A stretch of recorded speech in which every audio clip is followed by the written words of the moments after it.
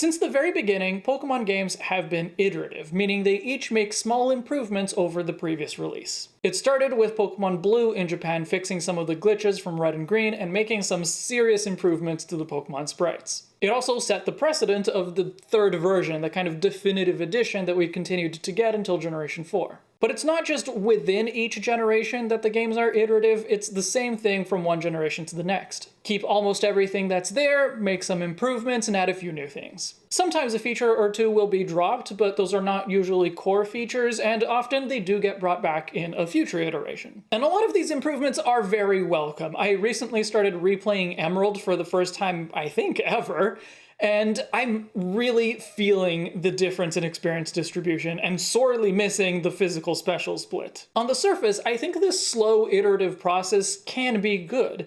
Each iteration is fairly predictable. You always know that the core gameplay will probably be about as enjoyable as the previous game. The game designers get to figure out what works and what doesn't and kind of fine-tune as you go along, and in theory, you would just keep making better and better games. As a consumer, it's not so good since you're forced to just buy new games all the time just to experience those relatively minor improvements. But even if we set this financial element aside, I think this habit of slow iteration has some serious drawbacks to the gameplay itself. You're basically being presented with the same features over and over, and sure, each time it's a little bit different, but it can get old. Contests, for example. I played them thoroughly in Ruby. I got master rank wins in all categories, got my Pokemon's portraits up in the museum, even replaced some of the paintings with other Pokemon, and I haven't really touched contests since. I never spent much time on them in Emerald. I guess it didn't help that all of the ranks were only playable in Lily Cove. And I remember feeling a little bit exasperated with the dress-up portion of the contests in Gen 4.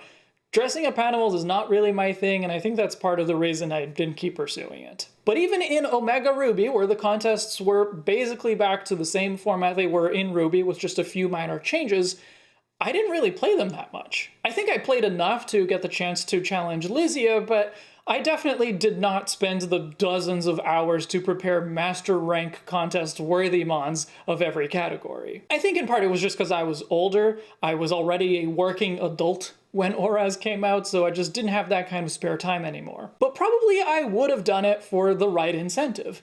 Getting my Pokemon's portraits in the museum was incentive enough for 13-year-old me. Getting my Pokemon's portraits in the museum again isn't gonna cut it. Not because it's not a good reward, just it's one I already got. And I sure have no interest in spending time on contests in Shining Pearl. I did the tutorial and one normal rank contest, and I'm not touching it again. The Underground, the most unique element of Sinnoh. I spent tons of time down there in Diamond digging for fossils and other valuable items. By the time I played Platinum, I'd lost interest. I spent some time underground again in Shining Pearl. The hideaways are an awesome addition, but the statues ruined both the digging minigame because they made it impossible to find anything actually good, and they ruined secret bases. Secret bases were a pretty cool thing in Generations 3 and 4. It was kind of an extension of decorating your bedroom in Generation 2, which I loved. Snorlax plushie! Secret bases were a place to call your own, to decorate to your liking, and if you had people to play with, to interact with your friends. I didn't use them that extensively in Generation 4, but I loved the super secret bases of Oraz. The decorations were really cool, finding and battling other trainers throughout the region was awesome, and then BDSP gave us statues. I love how warm and welcoming your base can look when you only decorate it in cold, hard stone. Even the Pokemon themselves, the core of the whole franchise, can suffer from this repetition. Every game now needs to have some way for you to obtain the legendary Pokemon of previous generations. Hoopa rings in Oraz, Ultra Wormholes in Ultra Sun and Ultra Moon, Dynamax Adventures, and a handful of quests from Peony and Sonia in the Crown Tundra, and now Raminus Park. At least the way you encounter them has been different each time, but why would I bother catching all of these Pokemon when I already have them all? I had those heart-racing encounters with Mewtwo or Lugia or Groudon where you do everything in your power to boost your chances and you still have to pray to every god who will listen that the Pokemon will stay in the Pokeball before it can knock out your team. Those experiences can be fun and extremely rewarding the first time around, but I'm not looking for a repeat. In Ultra, it actually disappointed me when I fell into a wormhole that had a legendary or an Ultra Beast, because the reason I was doing the Ultra Warp ride was the high odds of shiny Pokemon. Completing the Pokedex isn't so appealing to me anymore.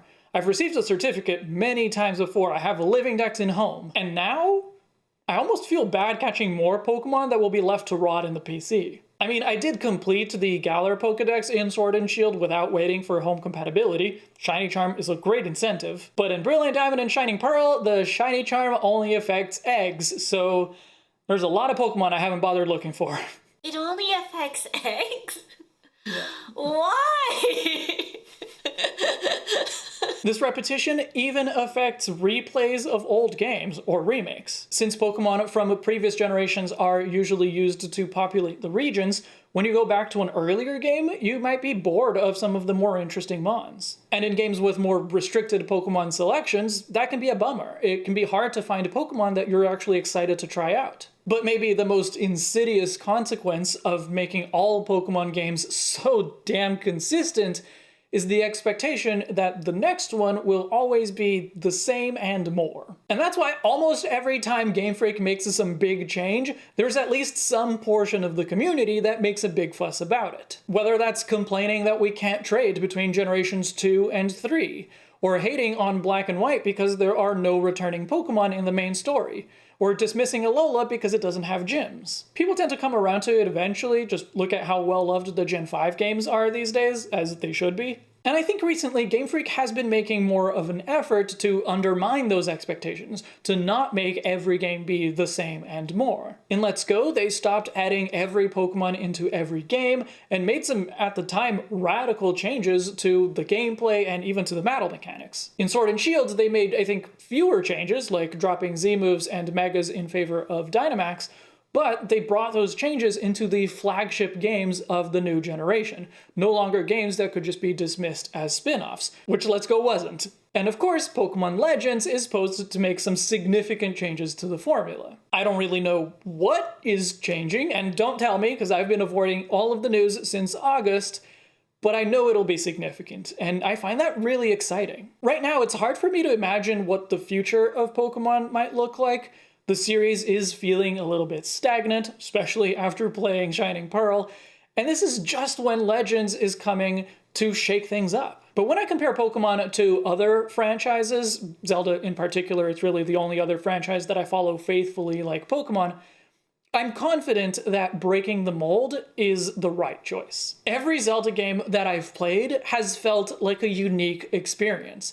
Even though the general formula of most games is more or less the same, the different mechanics, art styles, settings, and even control schemes make each game feel as much like an individual game as they do part of a series. Pokemon doesn't quite have that, at least not to the same degree, and it desperately needs it.